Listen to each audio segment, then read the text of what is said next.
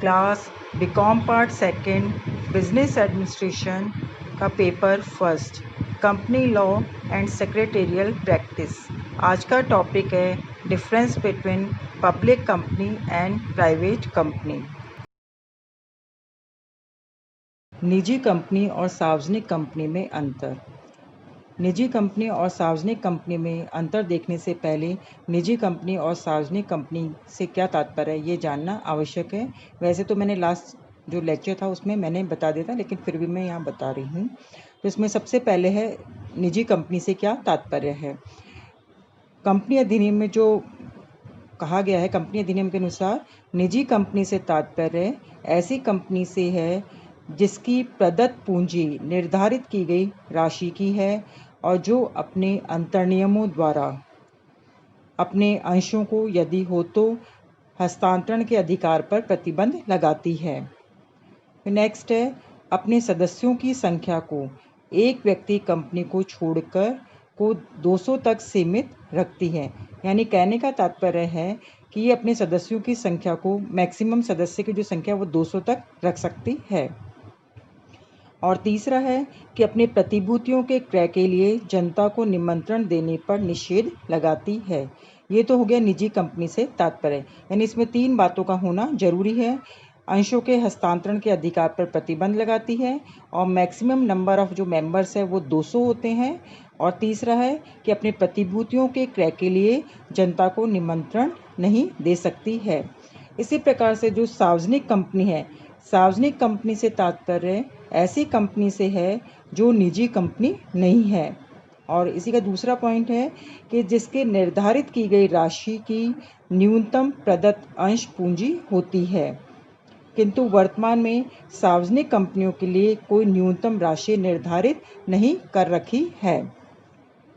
अब दोनों का मीनिंग देखने के पश्चात इसमें क्या क्या, दोनों कंपनीज में क्या क्या डिफरेंस पाए जाते हैं, ये इसके जो डिफरेंट पॉइंट्स है वो 1 बाय 1 देखते हैं।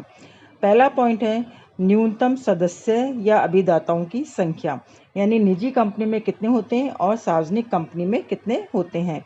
तो जो निजी कंपनी है उसमें एक व्यक्ति कंपनी के अलावा प्रत्येक जो निजी कंपनी है उसमें कम से कम 2 अभिदाता होने चाहिए। यानी कहने का तात्पर्य यह है कि एक व्यक्ति कंपनी की दशा में केवल एक ही सदस्य होता है और वही व्यक्ति जो कंपनी का सीमा नियम बनता है तो सीमा नियम पर अभिदाता के रूप में हस्ताक्षर करता है। लेकिन जो सार्वजनिक कंपनी है उस सार्वजनिक कंपनी में कंपनी के सीमा नियम पर जो हस्ताक्षर करने वाले हैं उनमें कम से कम 7 अभिदाताओं की आवश्यकता होती है और ये जो अभिदाता हैं वही कंपनी के प्रथम सदस्य बनते हैं। तो कहने का तात्पर्य ये है कि जो सार्वजनिक कंपनी यानी जो पब्लिक कंपनी है उसमें मिनिमम 7 मेंबर्स का होना आवश्यक है। यानी जो प्राइवेट कंपनी उसमें तो 2 और जो पब्लिक कंपनी उसमें 7 सदस्यों का होना आवश्यक है। नेक्स्ट पॉइंट है अधिकतम सदस्य संख्या। अब जो प्रत्येक प्राइवेट कंपनी है उसमें मैक्सिमम 200 सदस्य हो सकते हैं। अभी मैंने डेफिनेशन में आप लोगों को बताया था। लेकिन जो एक व्यक्ति कंपनी है उसमें ऐसा नहीं होता, एक व्यक्ति कंपनी में सिर्फ एक ही सदस्य होता है। वहीं दूसरी तरफ जो सार्वजनिक कंपनी है उसमें सदस्यों की जो संख्या है उस पर कोई प्रतिबंध नहीं है। यानी कहने का तात्पर्य है उसमें कितने भी मेंबर्स हो सकते हैं। तीसरा पॉइंट है अंतर्नियम। प्रत्येक जो प्राइवेट कंपनी है उसको अंतर्नियम यानी आर्टिकल्स ऑफ एसोसिएशन बनाने पड़ते हैं, क्योंकि निजी कंपनी के लिए पृथक से एक जो निजी कंपनी है उसके कंपनी के लिए पृथक से एक मॉडल अंतर्नियम अधिनियम के साथ संलग्न नहीं होते हैं। तो कहने का तात्पर्य कि प्रत्येक जो प्राइवेट कंपनी है उसको अपने अंतर्नियम बनाने की आवश्यकता होती है। इसके विपरीत जो पब्लिक कंपनी है उसके लिए अंतर्नियम बनाना क्या होता है, ऐच्छिक होता है। तो जो सार्वजनिक कंपनी अपने अंतर्नियम नहीं बनाती है वो कंपनी अधिनियम के अंत में जो दिया गया मॉडल है उन्हीं अंतर्नियमों में से अपनी जो कंपनी की प्रकृति है उसके अनुरूप अंतर्नियम बना सकती है।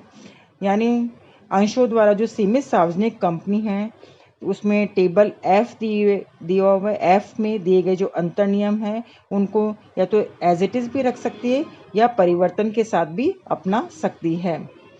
एंड नेक्स्ट पॉइंट है अंतर्नियमों में परिवर्तन के कठोर नियमों को जोड़ना। निजी कंपनी के अंतर नियमों में परिवर्तन करने के जो प्रावधान हैं उनको कठोर बनाने हेतु अंतर नियमों में संशोधन करने के लिए कंपनी के सभी सदस्यों की सहमति की आवश्यकता होती है। यानी कहने का तात्पर्य कि जो प्राइवेट कंपनियां अगर अपने अंतर नियमों में परिवर्तन करना चाहती है या कोई संशोधन करना चाहती है तो उसके लिए कंपनी के जो प्रेजेंट सदस्य एग्जिस्टिंग सदस्य हैं उनकी सहमति की आवश्यकता होती है, सभी सदस्यों की सहमति की आवश्यकता होती है। लेकिन जो पब्लिक कंपनी है उसमें पब्लिक कंपनी में के अंतर नियम में यदि परिवर्तन करना है या संशोधन करना है तो उसके लिए सिर्फ विशेष संकल्प पारित करने की आवश्यकता होती है। नेक्स्ट पॉइंट है पूंजी की प्राप्ति। अब प्रत्येक जो निजी कंपनी है वो अपने निजी आधार पर प्रस्ताव पत्र के माध्यम से अपनी पूंजी प्राप्त कर सकती है। मतलब कहने का तात्पर्य यह है कि कोई भी जो निजी कंपनी है वो जनता में प्रविवरण निर्गमित करके प्रतिभूतियों को क्रय करने के लिए आमंत्रित नहीं कर सकती है। लेकिन इसके विपरीत जो पब्लिक कंपनी है वो निजी आधार पर, वो कहने का तात्पर्य कि वो निजी आधार पर भी प्रस्ताव पत्र के माध्यम से और जनता में प्रविवरण के माध्यम से पूंजी प्राप्त कर सकती है।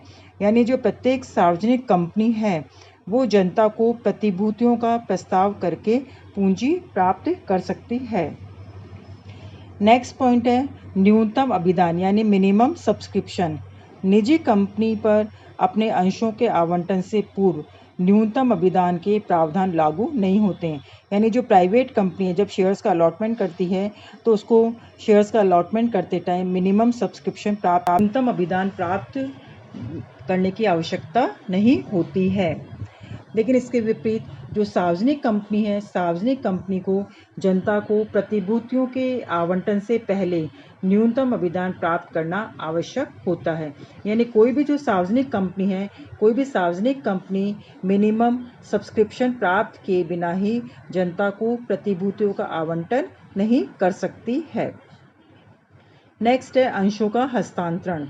जो निजी कंपनी के सदस्य हैं वो कंपनी के जो अंतर नियम बने हुए हैं उन अंतर नियमों में दिए गए जो प्रतिबंध हैं उन प्रतिबंधों के अधीन ही अंशों का हस्तांतरण कर सकते हैं। लेकिन इसके विपरीत जो सार्वजनिक कंपनी के सदस्य हैं वो अपने अंशों का स्वतंत्रता पूर्वक हस्तांतरण कर सकते हैं। नेक्स्ट है जनता से धन निक्षेप।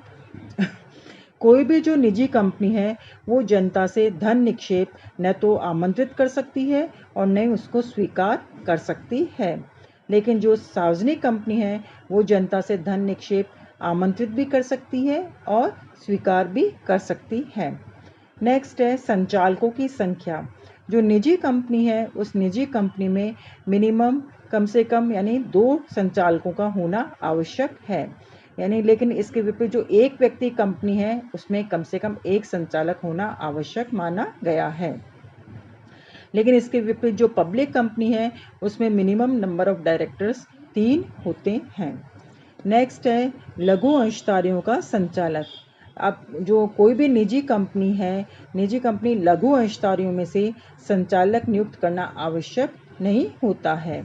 लेकिन जो सार्वजनिक कंपनी यानी जो प्रत्येक सूचीबद्ध कंपनी के लिए लघु अंशधारियों में से 1 संचालक नियुक्त करना आवश्यक होता है। 1 संचालक नियुक्त करना तभी आवश्यक होगा जबकि कम से कम 1000 लघु अंशधारी या कुल लघु अंशधारियों में से यानी जो टोटल लघु अंशधारी उनमें से कम 10% अंशधारी ऐसे संचालक की नियुक्ति के लिए प्रार्थना करते हैं यानी नोटिस देते हैं। तो सार्वजनिक कंपनी को अपने जो लघु अंशधारियों में से संचालक नियुक्त करना आवश्यक होगा। नेक्स्ट पॉइंट है स्वतंत्र संचालक। अब जो किसी भी निजी कंपनी के संचालक मंडल में स्वतंत्र संचालक नियुक्त करने की आवश्यकता नहीं होती है। लेकिन प्रत्येक जो सूचीबद्ध कंपनी है उसको सूचीबद्ध कंपनी या जो निर्धारित वर्गों की जो सार्वजनिक कंपनी है उनके संचालक मंडल के जो टोटल डायरेक्टर्स है उसमें से कम 1/3 जो संचालक है वो स्वतंत्र संचालक होने अनिवार्य होते हैं। यानी जो टोटल संचालक मंडल में से जो संचालक मंडल के जो टोटल नंबर ऑफ डायरेक्टर्स है उन टोटल नंबर ऑफ डायरेक्टर्स में कम से कम 1/3 संचालक स्वतंत्र संचालक होने जरूरी होते हैं। नेक्स्ट पॉइंट है संचालकों की बारी से निवृत्ति। निजी कंपनी के संचालकों को बारी से रिटायर होना आवश्यक नहीं होता है, यानी इनको रोटेशन से रिटायर होने की आवश्यकता नहीं होती है। लेकिन प्रत्येक सार्वजनिक कंपनी के कुल संचालकों में से कम 2/3 संचालक बारी से निवृत्त होने चाहिए, यानी जो टोटल डायरेक्टर्स है, टोटल डायरेक्टर्स में से कम 2/3 संचालक बारी से रिटायर होंगे। और ऐसे संचालकों में से प्रतिवर्ष 1/3 संचालक बारी बारी से वार्षिक साधारण सभा में निवृत्त होने चाहिए, यानी 2/3 तो बारी से निवृत्त होंगे, लेकिन 2/3 में से 1/3 जो डायरेक्टर है वो बारी बारी से वार्षिक साधारण सभा में रिटायर होने आवश्यक होते हैं। नेक्स्ट पॉइंट है आकस्मिक रूप से रिक्त संचालक पद पर नियुक्ति। किसी भी निजी कंपनी का संचालक मंडल अपनी कंपनी में आकस्मिक रूप से अगर संचालक का पद रिक्त हो जाता है तो उसको भरने के लिए किसी भी अन्य व्यक्ति की नियुक्ति नहीं कर सकता है। लेकिन सार्वजनिक कंपनी का जो संचालक मंडल है वो अगर आकस्मिक रूप से उसमें संचालक मंडल में से कोई संचालक का रिक्त पद हो जाता है तो वह किसी भी अन्य व्यक्ति की नियुक्ति कर सकता है। नेक्स्ट है मुख्य प्रबंधकीय पदाधिकारी।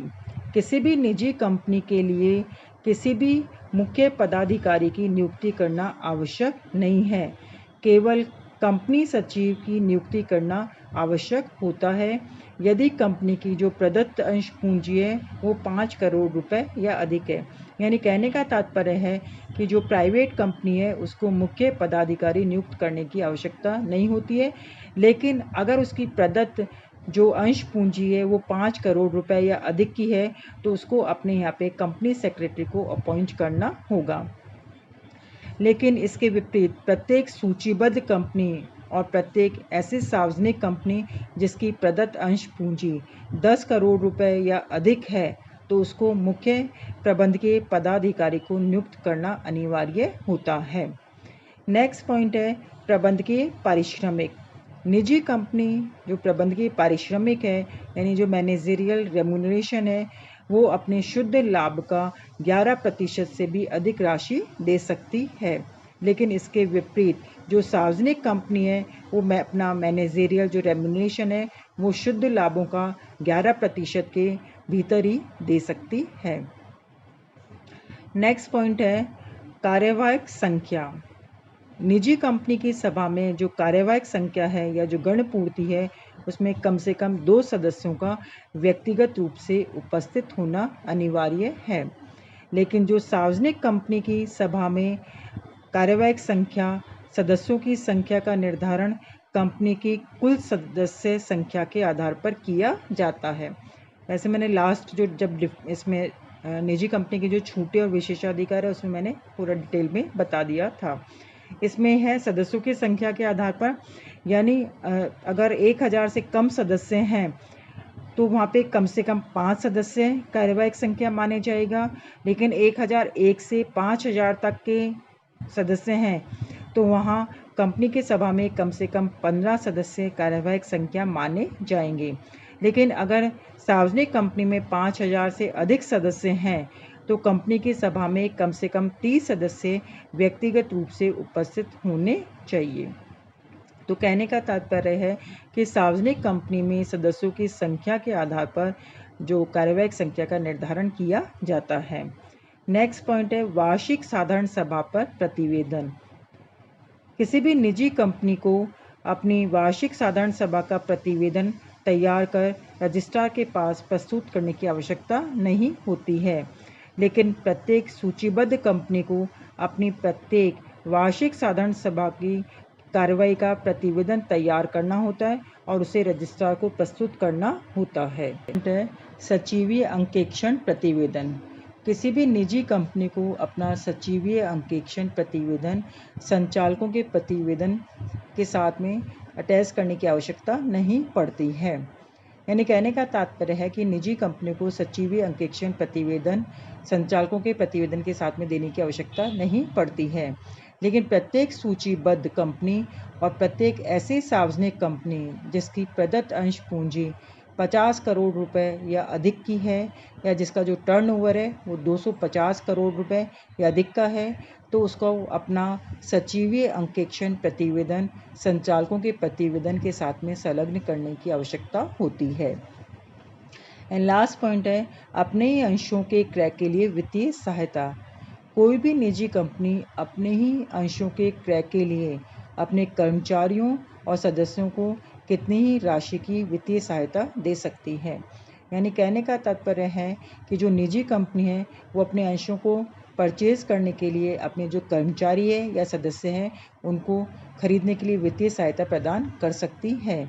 लेकिन जो सार्वजनिक कंपनी है वो अपनी प्रतिभूतियों के क्रय के लिए वित्तीय सहायता जो कंपनी अधिनियम के प्रावधानों के सीमा के भीतर ही दे सकती है। तो इस प्रकार से आज मैंने आप लोग को बताया कि निजी कंपनी और सार्वजनिक कंपनी